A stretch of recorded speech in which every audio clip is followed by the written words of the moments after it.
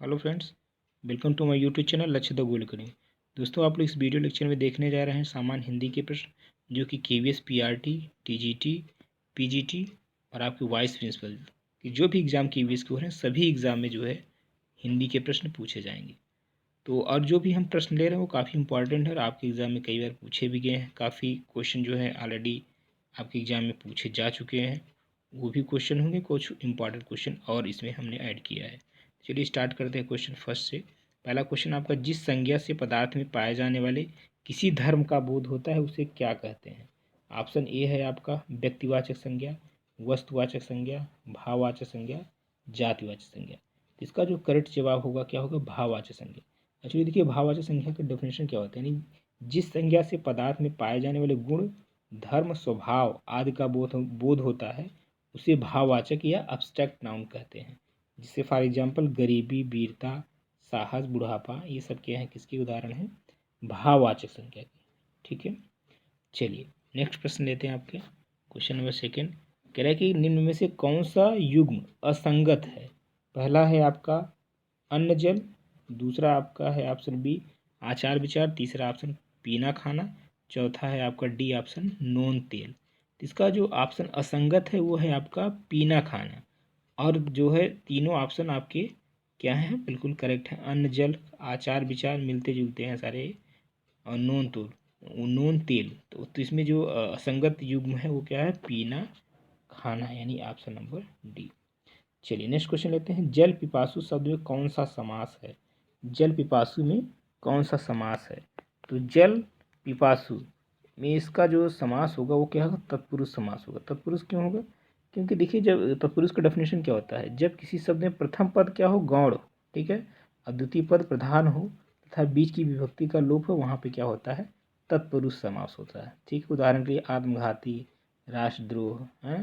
तो जल पिपासु का जो विग्रह क्या है? जल को पीने की इच्छा रखने वाला। यानी यहाँ पे प्रथम पद क्या है? जल, जो कि गौण है। द्वितीय क्या है? पिपासु, वो प्रधान है। इसलिए यहाँ पे ऑप्शन सी करेक्ट हो जाएगा, यानी तत्पुरुष समास हो जाएगा। ठीक है, चलिए नेक्स्ट क्वेश्चन लेते हैं।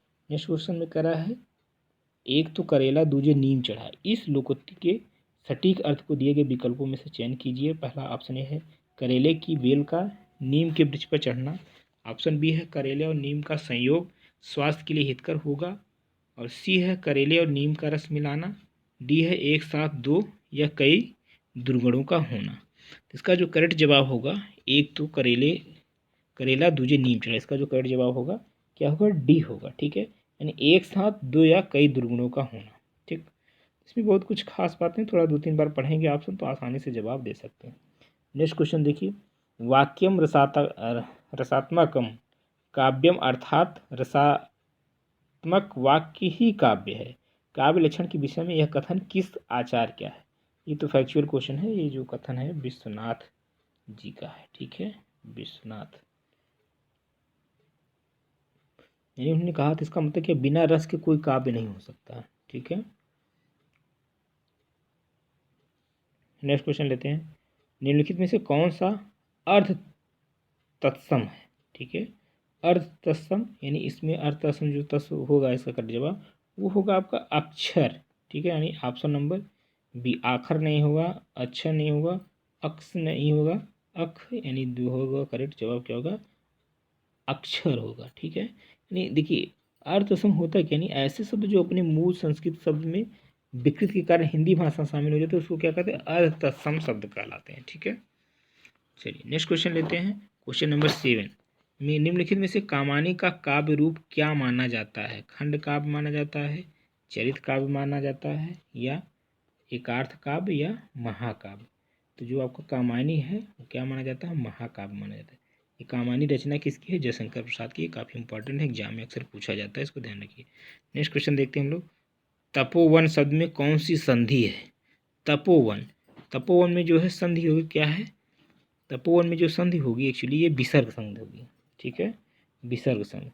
तो देखिए विसर्ग संधि में होता क्या है? विसर्ग में जो होता है, जो स्वर अथवा व्यंजन आने पर विसर्ग में होने वाले जो परिवर्तन को उसको क्या कहते हैं? विसर्ग संधि कहते हैं। ठीक है, तो जैसे हम विसर्ग यानी तपोवन का यदि हम संधि विच्छेद करें तो क्या हो जाएगा? तपह प्लस वन। ठीक है, यानी तपोवन। चलिए नेक्स्ट क्वेश्चन देखिए। क्वेश्चन नंबर 9, खड़ी बोली हिंदी की किस भाषा के अंतर्गत आती है? तो ये इम्पोर्टेंट क्वेश्चन है। जो खड़ी बोली होती है हिंदी की, पश्चिमी भाषा के पश्चिमी हिंदी के अंतर्गत आती है। ठीक है, चलिए नेक्स्ट क्वेश्चन लेते हैं। अच्छा, कुछ और भाषा है जो भी पश्चिमी हिंदी में आती है, जैसे ब्रज है, हरियाणवी है, कन्नौजी है, बुंदेली भी क्या है, पश्चिमी हिंदी में ही आती है। ठीक है, नेक्स्ट क्वेश्चन लेते हैं। उस मूल ध्वनि को जिसके खंड न हो सके उस उसे क्या कहते हैं? शब्द कहते हैं, वर्ण, प्रत्यय या कृदंत? इसका जो कर जवाब होगा वो क्या होगा? वर्ण हो जाएगा, यानी option number B is the right answer. Next question देखते हैं हम लोग। क्वेश्चन नंबर 16, इसमें कह रहा है निम्नलिखित में से कौन सा शब्द सर्वनाम है? नीचे दिए गए विकल्पों में से चुनना है। इम्पॉर्टेंट है, इसको आप सोच के बताइए क्या होगा, कमेंट्स करिए जरूर। इसका करेक्ट जवाब क्या होगा? एक्चुअली पहला ऑप्शन है राधा, दूसरी बी है वह, और सी है सुंदर, और नेक्स्ट है आपका क्या? डी विभीषण। इसमें बताना है कि सर्वनाम कौन सा है।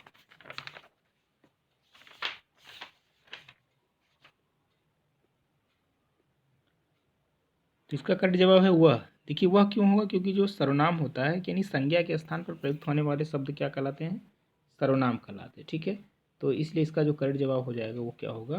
ऑप्शन नंबर बी, यानी वह हो जाएगा। ठीक है, चलिए अगला क्वेश्चन देखते हैं। उन्मूलक का विपरीतार्थक शब्द क्या होगा? ठीक है, अपोजिट। रोपण होगा, विलोमन होगा, या अनुकूलन होगा, या विनाशन होगा? तो जो रोपण का विपरीतार्थ शब्द होगा, यानी विलोम कह सकते हैं, वो क्या होगा? रोपण, यानी option number A is the right answer. Next question लेते हैं। देखिए ये इंपॉर्टेंट क्वेश्चन है, बस जल्दी से इसको देखते रहिए और आप सुनते रहिए ध्यान से कि इसका करेक्ट जवाब क्या होगा। उन्मूलन का विपरीतार्थक शब्द निम्नलिखित विकल्पों में से कौन सा है? चयन कीजिए। रोपण होगा, विलोपन होगा, अनुकूलन होगा, विनाशन। ये तो हो ही गया, ऑप्शन नंबर ए करेक्ट होगा, यानी रोपण। नेक्स्ट क्वेश्चन लेते हैं। निम्नलिखित वाक्यों में अशुद्ध वाक्य का चयन कीजिए। लड़की दौड़ती है, ऑप्शन ए। बी शहर अच्छा है, सी बादशाह खांसती है, और डी होटल ठीक है। देखिए इसमें जो करेक्ट जवाब होगा वो क्या होगा? बादशाह खांसती है। इसमें देखिए जब भी अशुद्ध अशुभ वाक्य चयन, इसमें 2-3 बार आप पढ़ेंगे तो अपने आप चीज़ें समझ में आती है कौन सा करेक्ट है, कौन सा रॉन्ग है। ठीक है, इसमें ध्यान ये रहता है भाई कर्ता क्रियाकर्म जो है अपना एक आर्डर में ही रहे। चलिए अगला क्वेश्चन है। जो कुछ नहीं जानता वाक्य के लिए एक शब्द है। अल्पज्ञ, ऑप्शन बी बहुज्ञ, ऑप्शन सी अज्ञ, या विज्ञ? तो जो कुछ नहीं जानता उसे क्या कहते हैं? अज्ञ कहते हैं। देखिए इंपॉर्टेंट क्वेश्चन, इसमें काफ़ी लोग अल्पज्ञ भी टिक कर सकते हैं, लेकिन अल्पज्ञ इसका जवाब नहीं होगा। इसका करेक्ट जवाब क्या हो जाएगा? अज्ञ होगा। क्यों? देखिए जो कुछ नहीं जानता इसके लिए एक शब्द अज्ञ होता है, जो सब कुछ जानता है इसके लिए सर्वज्ञ होता है, जो बहुत कुछ जान यानी जो बहुत जानता है उसके लिए एक शब्द होता है क्या है? बहुज्ञ होता है। ठीक है, जो कुछ नहीं जानता उसके लिए क्या होता है? अज्ञ होता है। इसका जो करेक्ट जवाब होगा सी होगा। अगला क्वेश्चन देखते हैं। आंखें चार होना मुहावरे के अर्थ का दिए गए विकल्पों में से चयन कीजिए। प्रेम होना, दृष्टि गिनना, सिर रतौंधी होना, परेशान होना? तो सिंपल सी बात है, क्या आंखें चार होना का मतलब प्रेम होना। अगला क्वेश्चन लेते हैं। अक्ल पर पत्थर पड़ना मुहावरे के अर्थ का निम्नलिखित में विकल्पों में चयन कीजिए। चोट लगना, बुद्धि भ्रष्ट होना, कठिन वाक्य, या मुसीबत? तो इसका जो करेक्ट जवाब होगा अक्ल पर पत्थर पड़ना नहीं, बुद्धि भ्रष्ट होना, option number B is the right answer. Next. शीला आई और अंधे को सहारा दिए, यह वाक्य किस वाक्य भेद का उदाहरण है? सही विकल्प बताइए। संयुक्त वाक्य, मिश्र वाक्य, या नकारात्मक वाक्य, या प्रश्नवाचक वाक्य? इसका जो करेक्ट जवाब होगा संयुक्त वाक्य। देखिए संयुक्त वाक्य होता क्या है? यानी जिन वाक्यों में दो या दो से अधिक सरल वाक्य या समुच्चय बोधक अवयवों से जुड़े हों उसे क्या कहते हैं? संयुक्त वाक्य। जैसे हम कह देंगे यहाँ तो वह सुबह गया और शाम को लौटा, तो यहाँ पे दो सरल वाक्य हैं जुड़े हैं, इसलिए इसको संयुक्त वाक्य बोलेंगे। तो option number A is the right answer. Next question देखिए। निम्नलिखित विकल्पों में से देवालय शब्द का संधि विच्छेद कीजिए। ऑप्शन ए देवा प्लस लय, ऑप्शन बी देवा प्लस लय, ऑप्शन सी है देव प्लस आलय, ऑप्शन डी है जो है देव प्लस वालय? तो इसका जो करेक्ट जवाब होगा क्या होगा? देवालय के संधि विच्छेद हो जाएगा देव प्लस आलय, ऑप्शन नंबर सी होगा। ठीक है, चलिए अगला क्वेश्चन लेते हैं। फ वर्ण का उच्चारण स्थान बताइए।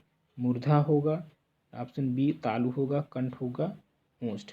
देखिए इस टाइप का क्वेश्चन कभी मतलब आपको नहीं याद है तो आप इसको बोल के देख सकते हो। जैसे प फ, फ यानी ओंठ आपके यूज हो रहे हैं, यानी एक दूसरे से सट रहे हैं, इसका मतलब इसका जो करेक्ट जवाब होगा क्या होगा, ओंठ। ठीक है, तो आसान होते हैं, इसको आप बोल के भी चेक कर सकते हैं कौन सा करेक्ट जवाब। अगला क्वेश्चन, सही विकल्प को चुनकर निम्नलिखित वाक्य में से रिक्त स्थान की पूर्ति कीजिए।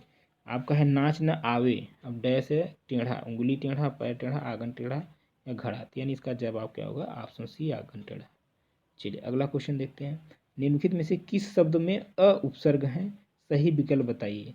ऑप्शन ए अनेक है, ऑप्शन बी अमर है, ऑप्शन सी अतिशय है या अधिभार है। तो इसका जो अ उपसर्ग यानी अमर होगा, option B is the right answer.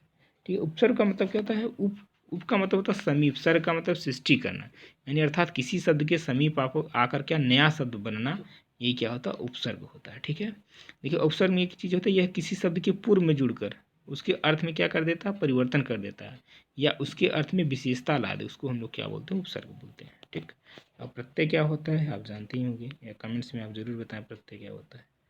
चलिए अगला क्वेश्चन देखते हैं, छात्रावास में कौन सी संधि है, सही विकल्प बताइए। दीर्घ संधि है, गुण संधि है, वृद्धि संधि है या आयात संधि है। तो छात्रावास में क्या हो जाएगा, छात्र प्लस आवास, ये किसका एग्जाम्पल है, दीर्घ संधि का है। ठीक है, दीर्घ में क्या होता है कि भाई यानी अ ई उ री के बाद जो है समान सेम हो, है ना, हर्ष अथवा दीर्घ आए तो क्या दोनों के स्थान पे श्रवण यानी दिसवर्ण दीर्घ स्वर हो जाते हैं। ठीक है, तो जैसे छात्रावास, छात्र आ रहा है, दोनों मिला के आ हो जाएगा यानी छात्रावास। ठीक है, चलिए दर्शन।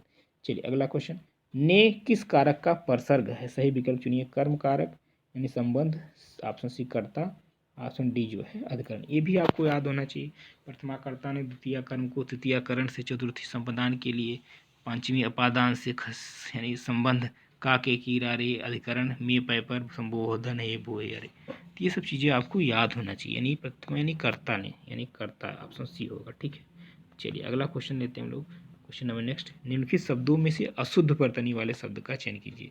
इसमें भी ये क्वेश्चन हमेशा पूछा जाता है अशुद्ध शुद्ध वाले। तो पहला है महीना, बी ऑप्शन है अनुग्रह, ऑप्शन सी है क्रिया, सप्ताह। देखिए जो ऑप्शन बी है वो अनुग्रह लिखा है ना, जो कि होना क्या चाहिए, अनुग्रह होना चाहिए। ठीक है, अनुग्रह क्या होता है, करेक्ट है, जैसे अनुग्रह तो अनु तो यही रहेगा। ठीक है, अनु, अब यहाँ पे जो गृह लिखा है उसकी जगह क्या होना चाहिए, ग्रह होना चाहिए, इस तरीके से ये होगा शुद्ध। ठीक है, चलिए अगला क्वेश्चन, ये इसका ऑप्शन जो है बी हो जाएगा, अशुद्ध यही है। नेक्स्ट क्वेश्चन, शक्ति की उपासना करने वालों को क्या कहते हैं। ऑप्शन ए शैव कहते हैं, वैष्णव कहते हैं, शाक्त कहते हैं, नाथपंथी कहते हैं। तो इसका जो करेक्ट जवाब होगा क्या होता है, शाक्त कहते हैं, जो शक्ति की उपासना करते हैं उसको शाक्त कहते हैं। ठीक है, यानी देवी शक्ति को मानने वाला संप्रदाय क्या होता है, शाक्त संप्रदाय। और जो वैष्णव संप्रदाय होता है वो विष्णु का उपासक होता है, जो शैव संप्रदाय होता है शिव शंकर का उपासक होता है, जो नाथपंथी होता है वो किसका होता है, नाथ पंथ का होता है। तो इसका करेक्ट जवाब होगा सी। ठीक है, तो यदि आपको अच्छा लगा तो वीडियो को जरूर लाइक करें, सब्सक्राइब करें और कमेंट जरूर करें।